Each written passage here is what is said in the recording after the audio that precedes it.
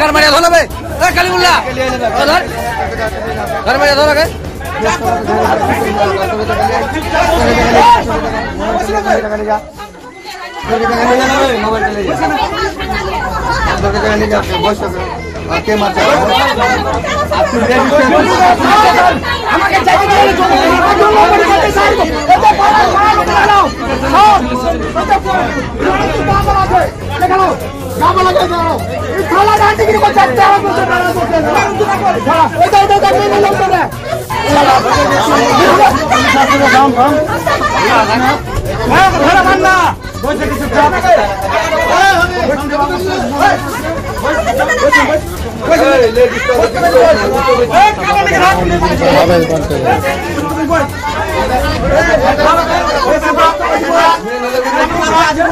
মাদকের কারবার বন্ধ করতে গভীর রাতে তুমুল বিক্ষোভ, ড্রাগস কারবারিকে ধরে বেধড়ক মারধর, সেই ছবি সোশ্যাল মিডিয়ায় ভাইরাল।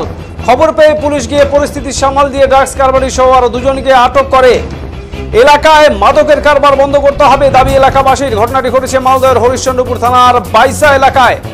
দীর্ঘ 4-5 বছর ধরে রমরমিয়ে এই কারবার চালাচ্ছিলেন এলাকার এক দম্পতি। হয়ে পড়ছে এলাকার যুব সমাজ, বাড়ছিল চুরি, নিরাপত্তাহীনতায় ভুগছেন মহিলারা। এলাকার বাসিন্দাদের অভিযোগ, স্থানীয় দম্পতি হাবিবুর রহমান ও রহিমা বিবি দীর্ঘ প্রায় 4 বছর ধরে দোকানের আড়ালে ড্রাগসের কারবার চালাচ্ছে।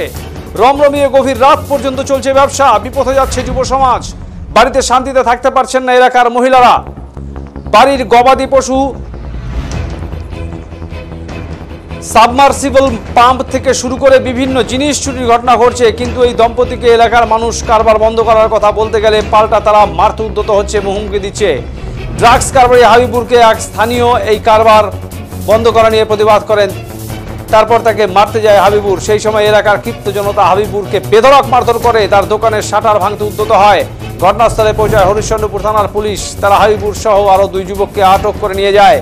বিক্ষোভে ফেটে পড়ে এলাকার মানুষ, তাদের দাবি এই কারবার বন্ধ করতে হবে। কিন্তু প্রশ্ন হচ্ছে, দীর্ঘ 4 বছর পুলিশের চোখ এড়িয়ে কিভাবে রমরমিয়ে চলছিল এই মাদকের কারবার।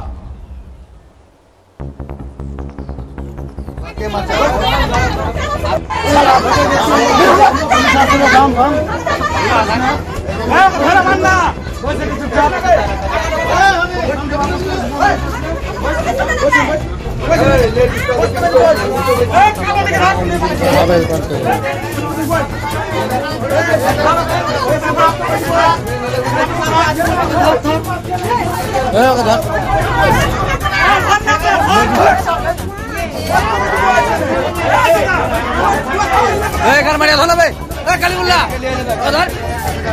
घर में धो लगे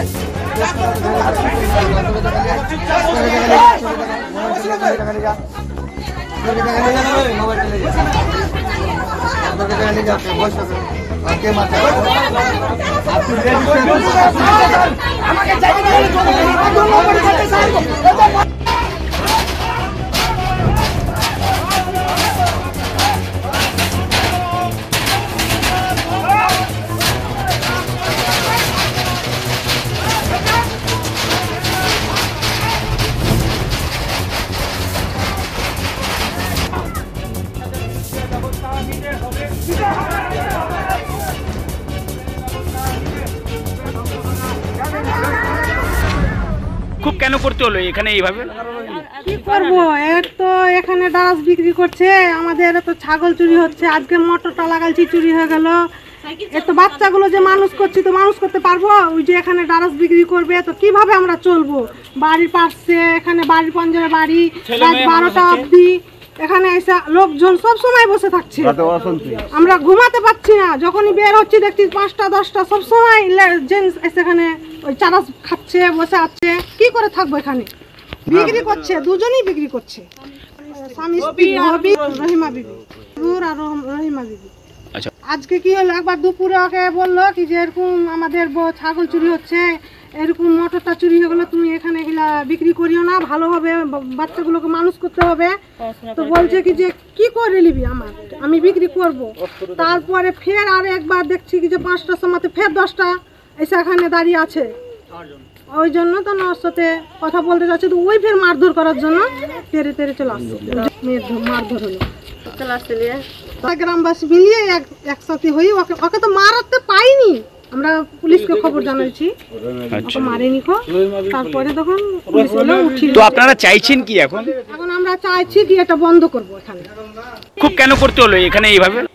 ওই যে ডারাস বিক্রি করছে, ডারাস যখন খাইতে জুটে না টাকা, তখন আমাকে ছাগল চুরি করে নিয়ে যাচ্ছে, কার সাইকেল নিয়ে যাচ্ছে, কার বাচ্চাদের কোনো জিনিস ব্যাগ করে থাকছে, ব্যাগটা নিয়ে চলে যাচ্ছে। ওই যে হবিকে বলছে তো হবি বন্দুক নিয়ে চলে যাচ্ছে আমাদের বাড়ি। ছেলেরা ছিল না, মেয়েদের কাছে অত্যাচার করবো, তোকে রেপ করবো, তোমরাকে ই করবো, এরকম করছে আমরাকে। 4 বছর থেকে চলছে বিক্রি করা, 4-5 বছর থেকে। ওই বন্দুক দেখাচ্ছে, গুলি দেখাচ্ছে, হাইসা দেখাইছে, গ্যাস ফেলছে ছাদের উপর থেকে।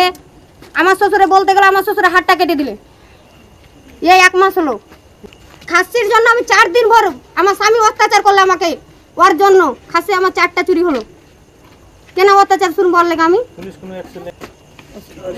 কি হলো? আজকে আমার ভাসুর এখানে দোকান দিচ্ছে, ওখানে দেখছে 4-5 জন ঘরে ঢুকছে আর বেরাচ্ছে ওর ঘরে। হলে তো একটা মহিলার ঘরে যে বেরাচ্ছে আর ঢুকছে, তো একটা পুরুষ কি সহ্য করবে? যা এখানে দেখে সহ্য করবে না। আমার ভাসুর বলছে যে কেন তুই এটা ডারাসটা বিক্রি করছিস কেন? বলছে আমি বিক্রি করবো, তুই কি করে নিবি? পারিস তো করে নি, আমি বিক্রি করবো। তা আমার ভাসুর বললো যে তুই বিক্রি করবি বলছি, তা আমি থানাতে ফোন করবো, বিক্রি করবি তো। তা আমার ভাসুরকে যাইতে ভাষা বলে গালি দিল, হাসা কাইদে যা ছিল ওর ঘরে তরবল ফরবল সব বের করে, তো আর ভাসুরকে ন্যাংরা পালিয়ে মারতে গেল। ও যা এখন আমরা কি করবো তখন? তখন আমরা মারতে যাইনি ওকে, তখন গ্রামবাসীরা সবকে ডাকনু যে দেখুন গ্রামবাসী কি করছে কার করতে। তখন বললো যে থানাতে ডাকবো পুলিশকে, পুলিশ তো এসে নিয়ে গেল। ওই যে ডারাস বিক্রি করছে।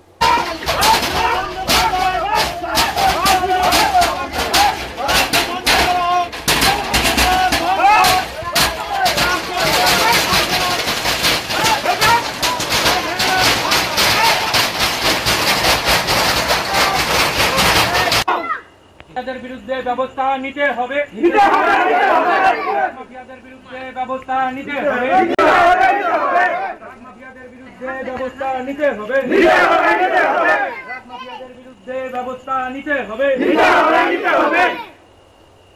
এভাবে ধ্বংস করা যাবে না, যাবে না, যুব সমাজকে এভাবে ধ্বংস করা যাবে না, যাবে না।